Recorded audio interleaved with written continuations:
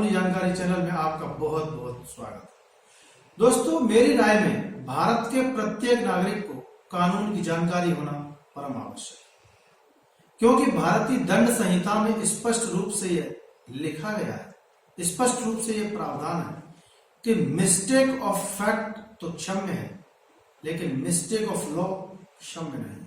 अर्थात तथ्य की भूल को तो क्षमा किया जा सकता है, लेकिन विधि की भूल को क्षमा नहीं किया जा सकता। दोस्तों, जब कानून में ऐसा लिखा है तो फिर आपको विधि की जानकारी होना अत्यंत आवश्यक है। कोई भी व्यक्ति अपराध करने के पश्चात यह बोलकर नहीं बच सकता कि उसको कानून की जानकारी नहीं थी। दोस्तों, आज हम आपको यह जानकारी प्रदान करेंगे कि एफआईआर कैसे लिखवाते हैं।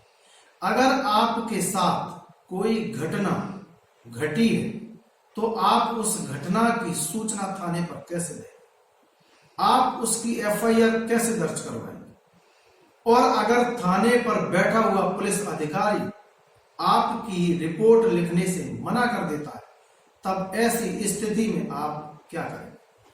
दोस्तों, यह महत्वपूर्ण जानकारियां प्राप्त करने से पहले अगर आपने हमारे चैनल को सब्सक्राइब नहीं किया है तो सब्सक्राइब जरूर करें और बेल आइकॉन पर क्लिक करना ना भूलें, जिससे भविष्य में आने वाले वीडियोस आपको आसानी से प्राप्त हो सके। दोस्तों, सबसे पहली बात, अगर आपके साथ कोई भी घटना घटी है तो आप तत्काल प्रभाव से उसकी सूचना थाने पर दें।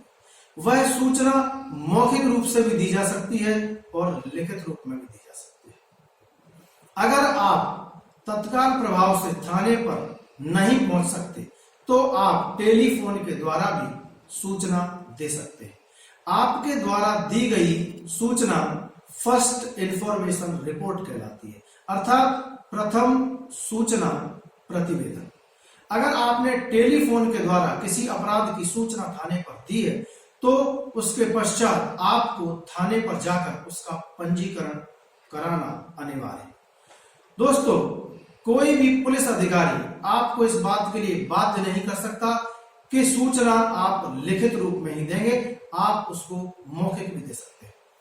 और जब आप मौखिक रूप से अपनी रिपोर्ट वहां दर्ज कराते हैं तब पुलिस अधिकारी आपको पढ़कर के सुनाएगा कि जो जो आपने कहा है वही है।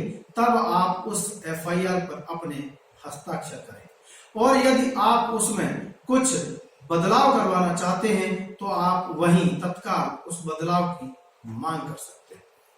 दोस्तों, जब आप एफआईआर लिखवा देंगे तो उस एफआईआर की एक कॉपी पुलिस आपको निःशुल्क प्रदान करेगी। इस चीज के लिए अगर कोई पुलिस अधिकारी आपसे कोई रुपए या पैसे की मांग करता है तो आप स्पष्ट रूप से मना कर सकते हैं और उनके वरिष्ठ अधिकारियों से शिकायत कर सकते हैं।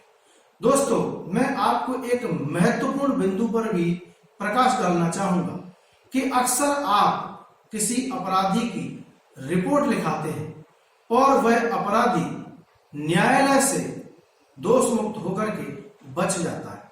तो दोस्तों, सबसे पहली बात ध्यान रखें, आपके साथ जो घटना घटी है आप पूर्ण रूप से सत्य घटना ही एफआईआर में दर्ज करवाएं। लोग क्या करते हैं, उस घटना को बढ़ा चढ़ा करके झूठ भी उसमें शामिल कर देते हैं।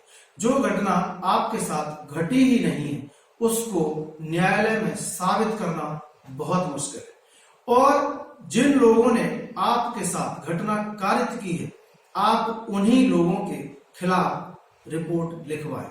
कई बार लोग क्या करते हैं, आपसी या पुरानी रंजिशों के कारण कुछ लोगों के झूठे नाम भी उसमें लिखवा देते हैं। इन्हीं कारणों से जो एफआईआर आपने लिखाई है वह न्यायालय में संदेहास्पद साबित होती है, और जब कोई शंका या संदेह हो जाता है तो जो बेनिफिट ऑफ डाउट है वो हमेशा एक्यूज्ड को मिलता है और वह अपराधी साफ तौर पर बच के निकल जाता है। इसलिए ध्यान रखें कि कभी भी असत्य घटना न लिखवाएं।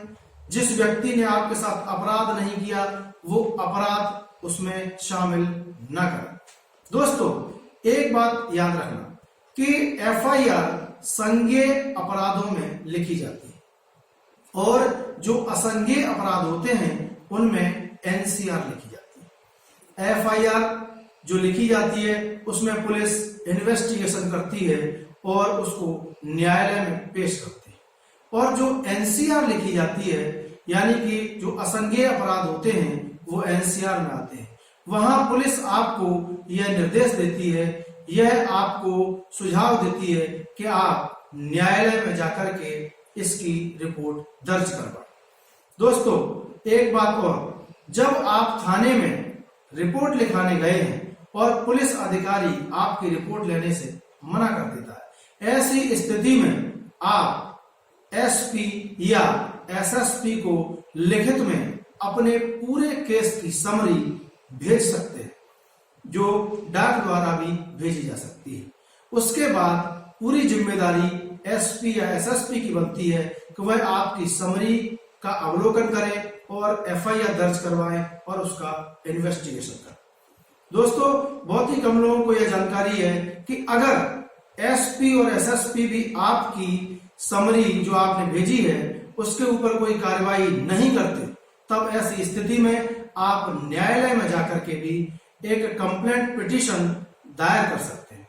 दोस्तों मैंने आपको पूर्व में यह बताया था कि आपको कानून की जानकारी होना परम आवश्यक है। दोस्तों एक बात और याद रखना, जब आप न्यायालय में कोई शिकायत याचिका दर्ज करते हैं तो उस समय आपको एक एडवोकेट की आवश्यकता पड़ती है, लेकिन अगर आपको कानून की जानकारी है तो आप अपने साथ जो अपराध घटा है या आप किसी भी तरह की कोई शिकायत याचिका न्यायालय में प्रस्तुत करना चाहते हैं तो आप स्वयं भी न्यायालय में अपीयर हो सकते हैं। दोस्तों एक बात और बता दूं आपको कि पुलिस में एफआईआर जब आप दर्ज कराते हैं और उसकी जो कॉपी आपको एक दी जाती है वह आपको निःशुल्क दी जाती है।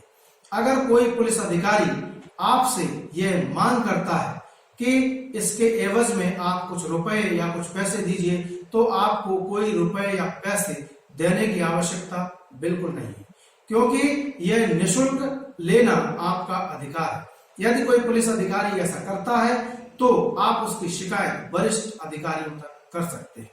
दोस्तों कई बार पुलिस क्या करती है कि एफआईआर दर्ज करने के पहले ही उसकी जांच पड़ताल, उसका इन्वेस्टिगेशन शुरू कर देती है। दोस्तों मैं आपको बताना चाहूंगा कि माननीय सुप्रीम कोर्ट ने प्रत्येक अपराध में एफआईआर दर्ज करना अनिवार्य कर दिया है। यदि कोई पुलिस अधिकारी आपकी एफआईआर दर्ज नहीं करता तो उसके खिलाफ कार्यवाही हो सकती है, और यदि यह बात साबित हो जाती है तो उस पुलिस अधिकारी की नौकरी भी जा सकती है। तो दोस्तों आज की यह जानकारी आपको कैसी लगी हमारे कमेंट बॉक्स में जरूर लिख भेजिए, और आगे भी कानूनी जानकारी देखते रहिए, क्योंकि कानून का ज्ञान आपको शक्तिशाली बनाता है। तो दोस्तों कैसा लगा आपको ये वीडियो लिख भेजिए कमेंट बॉक्स में। नमस्कार।